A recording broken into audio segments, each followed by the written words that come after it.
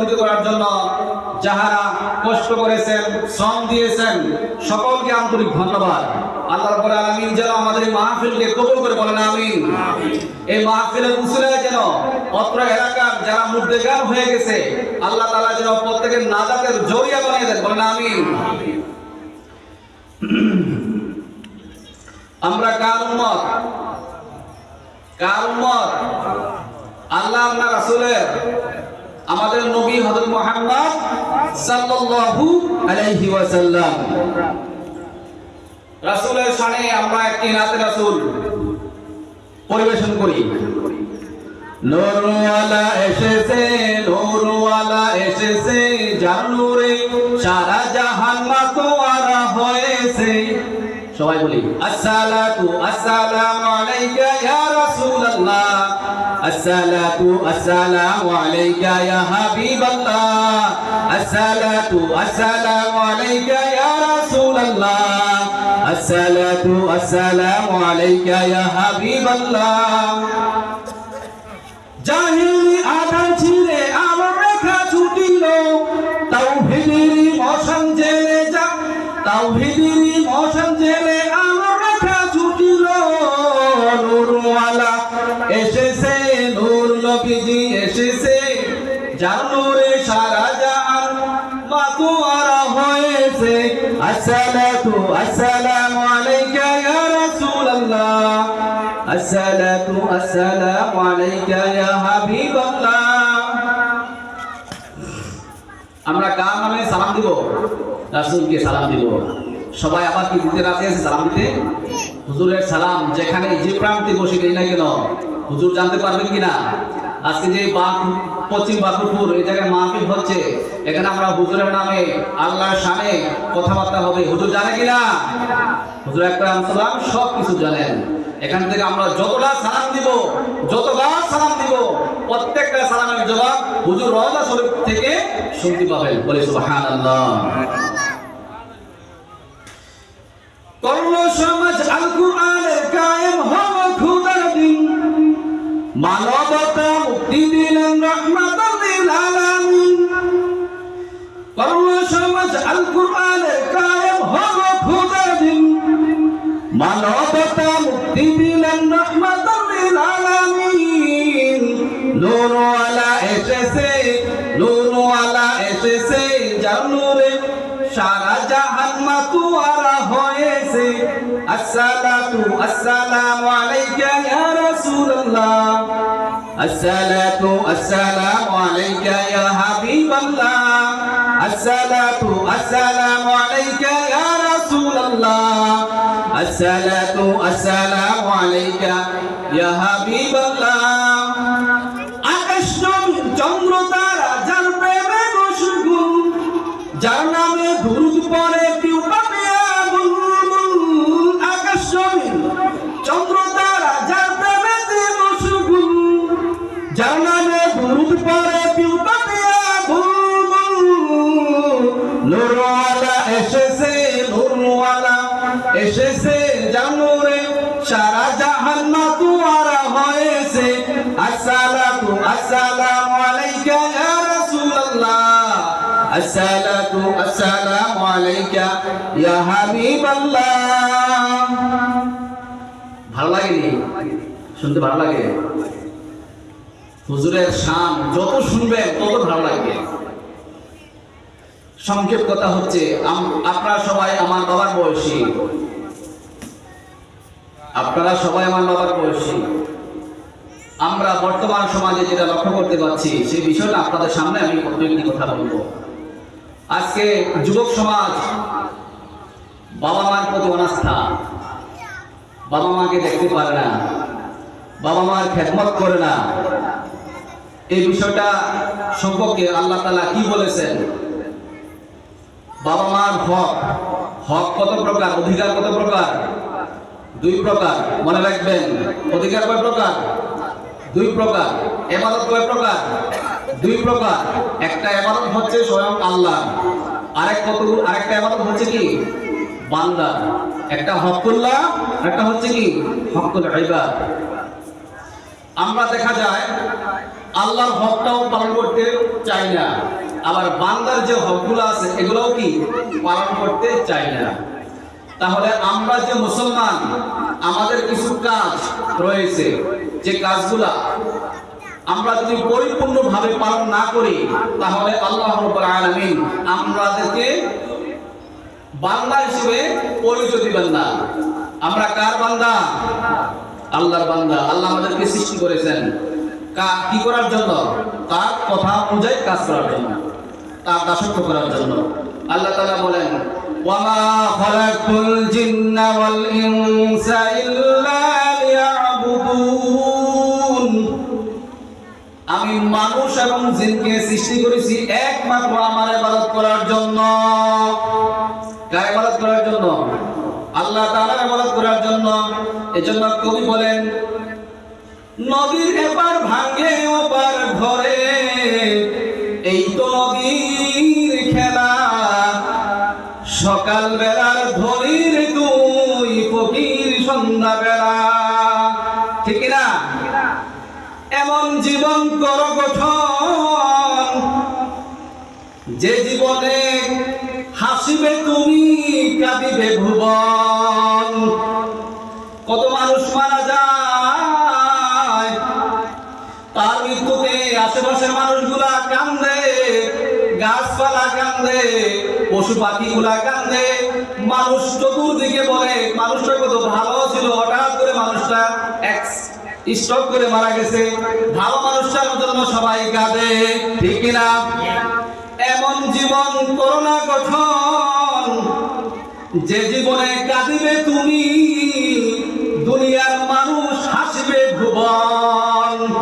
দুনিয়ার মানুষ হাসবে, বলবে লোকটা মারা গেছে, ভালো হয়েছে, যন্ত্রণা দিয়েছে, আমাদেরকে কষ্ট দিয়েছে। এমন জীবন তুমি করিও না গঠন। কবি চমৎকার চমৎকার কথা বলেছেন। আল্লাহ তাআলা বলেন, যখন তোমার কেউ ছিল না তখন ছিলাম আমি, এখন তোমার সব হয়েছে, পর হয়েছি আমি। তুমি ছিলা শূন্য, তোমার কিছুই ছিল না, তুমি হাঁটতে পারো নাই, আমি তোমাকে হাঁটার যোগ্যতা দিয়েছি। কথা বলার যোগ্যতা তোমার ছিল না, আমি তোমাকে কথা বলার যোগ্যতা দিয়েছি। আর রহমান আল্লামাল কুরআন, খলাকাল ইনসান আল্লামাহুল বায়ান। যিনি রহমান, তিনি শিক্ষা দিয়েছেন আমাদেরকে, কোরআন শিক্ষা দিয়েছেন। যে রহমান কথা বলার জন্য আপনাকে সুযোগ করে দিয়েছেন। কত মানুষ তোমার চোখের সামনে বোবা, কথা বলতে পারে না, চক্ষু আছে চোখ দিয়ে দেখতে পায় না, ঠিক না? আল্লাহ বলেন, এখন তোমার সব হয়েছে, তোমার সব হয়েছে, বাড়ি হয়েছে, গাড়ি হয়েছে, ছেলে সন্তান হয়েছে, টাকা পয়সা হয়ে গেছে। তুমি এখন তোমার টাকার অহংকার, ছেলে সন্তানের অহংকার, তুমি আমাকে ভুলে গেছো। বান্দা, এমন একটা সময় আসবে, আবার যখন তোমার কেউ রবে না, তখন রব আমি। যখন আপনি আমি আজকে যদি মারা যাই, আমার আপনার ছেলে সন্তান স্ত্রী পুত্র যতই ভালোবাসুক না কেন, কিন্তু কবরে কেহ আপনার সঙ্গে যাবে না।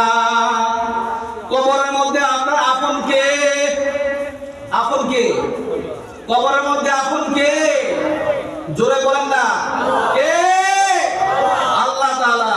কবরে আল্লাহ, হাসরে আপনার আমার আপন কে? এই জমিনে আপনার আমার আপন কে? আজকে যাদেরকে আপন বলি, কিন্তু তারা আমাদের আপন না। যাদেরকে আমরা আপন মনে করি, তারা আমাদের আপন না। স্বার্থে একটু যদি ব্যাঘাত ঘটে, মুহূর্তের মধ্যে আপনাকে অপমান করতে দ্বিধাবোধ করবে না, ঠিক না? আমার আল্লাহ বলেন, কাইফা তাকফুরুনা বিল্লাহি ওয়া কুনতুম আমওয়াতান ফাহইয়াকুম সুম্মা ইউমীতুকুম সুম্মা ইউহয়ীকুম সুম্মা ইলাইহি কেমনে তুমি আমাকে অস্বীকার করো?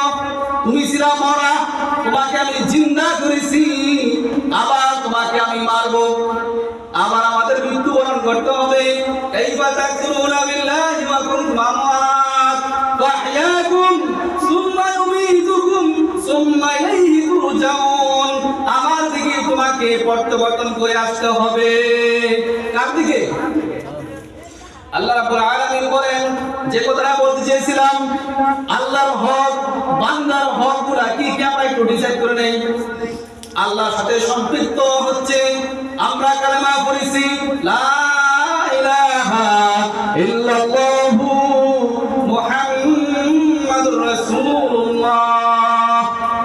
এই কথা স্বীকার করলাম আল্লাহ ব্যতীত অন্য কোনো উপাস্য নাই, আল্লাহ ব্যতীত অন্য কোনো উপাস্য নাই। আমার সবকিছু পাওয়ার একমাত্র আমার আল্লাহ। এই কথা স্বীকার করে আল্লাহ বলেন, তুমি যখন এই কথা স্বীকার করে মুসলমান হয়েছো, তোমার কাজ হচ্ছে তুমি নামাজ আদায় করো। কি করো? নামাজ আদায় করো। এটা আল্লাহর হক। নামাজ পড়লেন না, আল্লাহর হক নষ্ট করেছেন। রমজান মাসের রোজা রাখা, এটা আল্লাহর হক আদায় করেন নাই, আল্লাহর হক নষ্ট করেছো। যাকাত দেওয়া, এটা আল্লাহর হক, যাকাত দেন নাই, এটা আল্লাহর হক নষ্ট করেছেন। হজ ফরজ হয়েছে, হজ আদায় করেন নাই, এটা আল্লাহর হক। আল্লাহ ইচ্ছা করলে যে আল্লাহর হকগুলো আছে, আল্লাহ ইচ্ছা করলে ক্ষমা করে দিতে পারেন, আবার ইচ্ছা করলে ক্ষমা নাও করতে পারেন। আল্লাহ বলেন, বান্দার সাথে তোমার হক আছে। মুসলমান, একজন মুসলমান আরেক মুসলমানের 6টা অধিকার, 6টা হক। কয়টা? আপনি আমি মুসলমান, একজন মুসলমান, আপনি মুসলমান, আমি মুসলমান, আমার সাথে আপনার সাথে কয়টা হক? 6টা। প্রথম 1 নম্বর হক হচ্ছে, যখন আপনার আমার সাথে দেখা হবে বলবো আসসালামু আলাইকুম। কি বলবো? আসসালামু আলাইকুম। 1 নম্বর হক। যখন কোন মুসলমান মৃত্যুবরণ করে তার জানাজায় শরীক হওয়া, এটা সে নাও বলো, মরহুমের পক্ষ থেকে নাও বলো, এটা আপনার আমার হক হচ্ছে তার জানাজায় শরীক হওয়া। কোন মুসলমান আপনার প্রতিবেশীর কাছে অসুস্থ হয়ে গেছে, তাকে দেখা করা, তার খোঁজ খবর নেওয়া, সে যদি অসুস্থ হয়ে যায় তাকে কিছু সহযোগিতা করা, কিছু ঔষধ কিনে দেওয়া, তার খোঁজ খবর নেওয়া, এটা আপনার আমার কর্তব্য। এই কাজগুলো যদি আমরা না করি, এটা বান্দার হক নষ্ট করতেছি। যদি আপনি আমি ক্ষমা না করি, আল্লাহ বলবেন আমি তোমাকে ক্ষমা করতে পারবো না। বান্দার হক। জমিনে এক জায়গায় চাষাবাদ করেন, একজনের জমিন কাটতে কাটতে কাটতে কাটতে একবারে কি নিজের মধ্যে সব নিয়ে গেছেন। আতাল কাটতে কাটতে করছেন, নিজের মধ্যে সব নিয়ে গেছেন। রাসূল বলেন, যে ব্যক্তি ইচ্ছা করে অন্যের জমিন বিন্দু পরিমাণ, 1 তিল পরিমাণ জমিন কাটিয়া নিজের আয়ত্ত করে নিছে, হাসরের মাঠে তার গলার মধ্যে এরকম একটা পৃথিবী জড়িয়ে দেওয়া হবে। বুঝছেন? পারবেন কিনা? এই পৃথিবীর মাটির ওজনে দাঁড়িয়ে থাকতে পারবেন কিনা? এরকম যদি পারেন, তাহলে আপনি মাটি কাইটা, আকাল কাইটা আপনারা খাইতে থাকেন, অসুবিধা নাই। গালাগালি করা, এটা মুসলমানের হক নষ্ট করা। আপনার জমিনে দাঁড়াইয়া মা মাসি তুলে গালাগালি করলেন, এটা মুসলমান করতে পারে না। একজন মুসলমান যখন সাক্ষাৎ হবে, মুস্কি হাসি দিয়ে তার কৌশলাদি জিজ্ঞাসাবাদ করবে। মা আছে, বাবা আছে, বৃদ্ধ অবস্থায় মা বাবার খোঁজ খবর নেওয়া।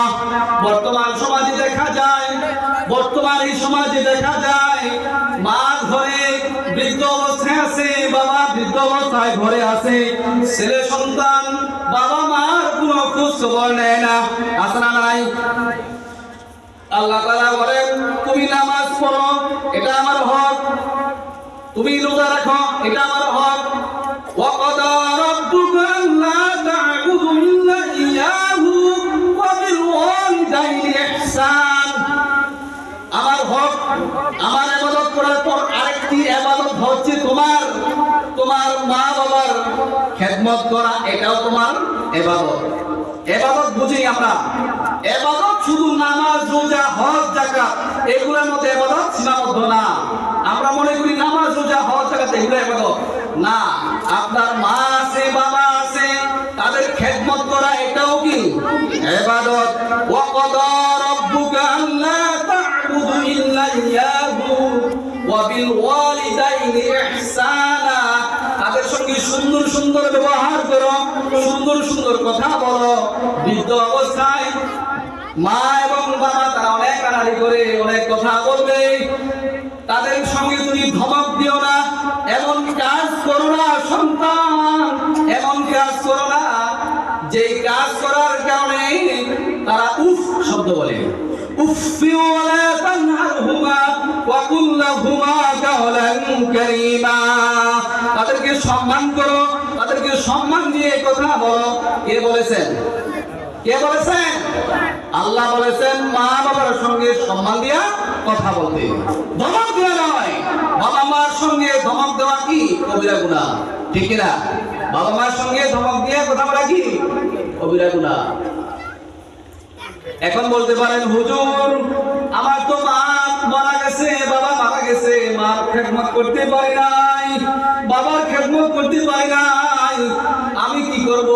আল্লাহ সেই দোয়া শিখিয়েছেন, ও সন্তান তোমার মা মারা গেছে, বাবা মারা গেছে, তুমি কবরের পাশে যায় বলো রব্বিরহামহুমা কামা রব্বায়ানি সগীরা।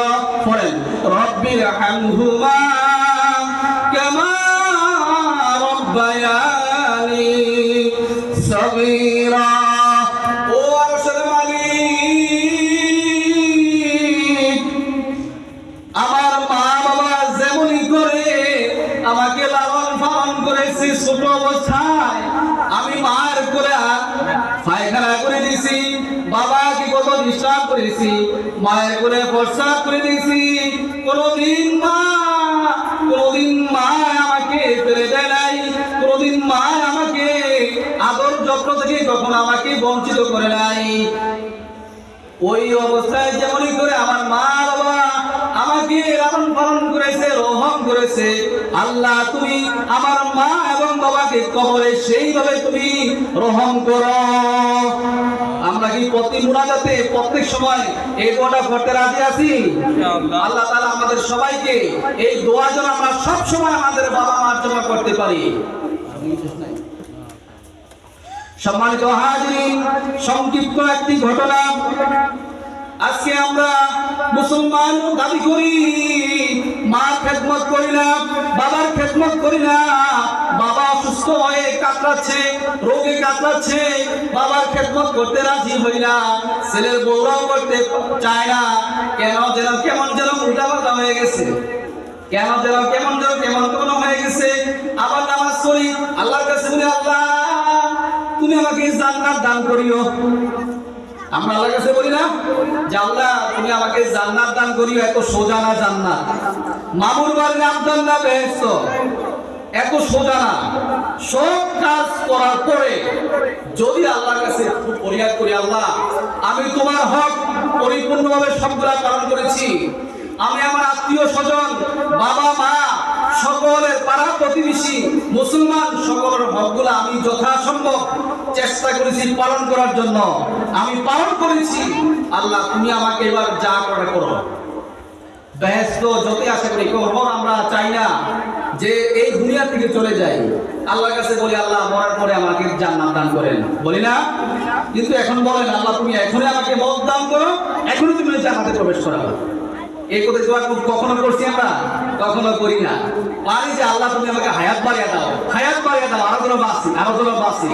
এই পচা দুনিয়ার মধ্যে বাঁচতে চাই কিন্তু চলে যেতে চাই না। আল্লাহ রাব্বুল আলামিনের সাহাবী রাসূল পাক সাল্লাল্লাহু আলাইহি ওয়াসাল্লামের একজন সাহাবী নাম আলকামা। তিনি একজন নবীর বিশিষ্ট সাহাবী, নবীর একজন বিশিষ্ট সাহাবী, কিন্তু তার মার সঙ্গে দুর্ব্যবহার করার কারণে, খারাপ আচরণ করার কারণে মৃত্যুর সময় তার কালেমা নসিব হয় না। মৃত্যুর সময় কালেমা জবান দিয়ে মুখ দিয়ে কালেমা বের হয়ে আসে না। হুজুর আকরাম সাল্লাল্লাহু আলাইহি ওয়াসাল্লামের কাছে বলল, ইয়া রাসূলুল্লাহ, ইয়া হাবিবাল্লাহ, আপনার এই যে সাহাবী নাম হচ্ছে আলকামা, কিন্তু তাকে এত আপনি ভালোবাসেন, তার জবান দিয়া কালেমা বের হয় না। হুজুর বেলালকে পাঠাইলেন, আলীকে পাঠাইলেন। ওই আলকামার কাছে যা বললো, তুমি এমন কি কাজ করেছো বলো, যে মৃত্যুর সময় তোমাকে কালেমা পড়াই দিয়েছি, তোমার মুখে দিয়া লা ইলাহা ইল্লাল্লাহু মুহাম্মাদুর রাসূলুল্লাহ শব্দ বের হয়ে আসে না, এমন কি কাজ করছো বলো। সে স্বীকার করে না। তখন বললো, তার ওয়াইফের কাছে যে বললো, যেহেতু তার কে জীবিত আছে, বললো তার মা একজন বুড়া মা বেঁচে আছে। নবীর কাছে নিয়ে গেল বুড়া মাকে, বললো তোমার সন্তান এমন কি কাজ করেছে বলো, তোমার সন্তান ঈমান নসিব হবে না, বেঈমান হয়ে সে মারা যাবে। তখন বুড়ি মা বললেন, হুজুর আমি এমন কাজ তার থেকে আশা করি নাই। আমার এই সন্তানের ছোট অবস্থায় বাবা মারা গেছে, তাকে লালন পালন করে বড় করেছি, কিন্তু সে আমার কথা শুনে নাই, আমার কথা অমান্য করে তার ওয়াইফ স্ত্রীর কথা প্রাধান্য দিয়ে আমার মনে এমন এক কষ্ট দিয়েছে। আল্লাহর কাছে হাত তুলে বলেছি, আল্লাহ তুমি দেখেছো, আমি ক্ষমা করে দিও, আল্লাহ তুমি ক্ষমা করিও না। আগের বুড়া মানুষরা, মুরব্বীরা যখন আল্লাহর কাছে হাত তুলতো, সঙ্গে সঙ্গে আল্লাহ কবুল করে নিতেন। মা এবং বাবা যখন দুহাত তুলে সন্তানের জন্য দোয়া করে, সঙ্গে সঙ্গে কবুল হয়ে যায়। সুবহানাল্লাহ। আর সেই মা বাবার সঙ্গে আজকে যুবকরা দুর্ব্যবহার করে, এটা কবিরা গুনাহ, কবিরা গুনার উপরে কবিরা গুনাহ, এটা আল্লাহ ক্ষমা করবেন না যদি মা বাবা ক্ষমা না করে। আল্লাহ রাসূলের কাছে একজন সাহাবী বললেন, আনা আবু হুরায়রা রাদিয়াল্লাহু তাআলা قال রাসূলুল্লাহ সাল্লাল্লাহু আলাইহি ওয়াসাল্লাম, রাসূলকে বললেন, হুজুর আমার সবচেয়ে অধিকার পাওয়ার কে, হকদার কে? হুজুর বললেন, ক্বালা উম্মুকা, তোমার মা। আবার লোকটা বলেন, হুজুর তারপরে কে? রাসূল বললেন, ক্বালা উম্মুকা, তোমার মা। আবার বললেন লোকটা, আমার তারপরে কে? হুজুর বললেন, তোমার মা। মার কথা কয়বার বলছেন? তিনবার। মার হক আদায় করো, মার হক আদায় করো। মা বুড়া হয়ে গেছে, মা এখন চলতে পারে না, কষ্ট, তার কষ্ট যন্ত্রণা, বুড়া বয়সে কারণ ধরে তোমাকে কথা বলে, তুমি বিরক্ত হয়ো না, মা হক আদায় করো। তারপরে তুমি মুনাজাত দিয়ে আল্লাহর কাছে জান্নাত চাইও। মার পায়ের তলায় কার জান্নাত? কার? আপনার আমার। আপনার আমার জান্নাত কার কাছে? কার কাছে? মার কাছে না আল্লাহর কাছে? জান্নাত কার কাছে? আমরা চাবো কার কাছে জান্নাত? মার কাছে। আগে মার খেদমত করে তারপরে যদি আল্লাহর কাছে বলি, আল্লাহ আমার মার খেদমত করেছি, মা যদি বলে, আল্লাহ আমার সন্তান আমার প্রত্যেকটা কাজ করেছে, আমার প্রতি খুশি ছিল, আমি আমার সন্তানের প্রতি খুশি, আল্লাহ তুমি আমার সন্তানকে মাফ করে দাও, আমার সন্তানকে জান্নাত দান করো, আল্লাহ তাআলা বলেন তোমাকে আমি জান্নাত দিয়ে দেব। সম্মানিত সুধী, এই হচ্ছে আমাদের অবর্তমান। আমরা সবাই মুসলমান, আমরা যেন প্রত্যেকটি হক অধিকারগুলো পালন করতে পারি, আল্লাহর হক, বান্দার হক, মা বাবার হক যেন আদায় করতে পারি। আল্লাহ সুবহানাহু ওয়া তাআলা আমাকে, আপনাদের সকলকে, অত্র এলাকার মাইকেও যতটুকু আওয়াজ হয়েছে যারা শুনেছেন, প্রত্যেককে আমল করার তৌফিক দান করুন। আমিন সুম্মা আমিন। ওয়া আখিরু দাওয়ানা আলহামদুলিল্লাহি রাব্বিল আলামিন।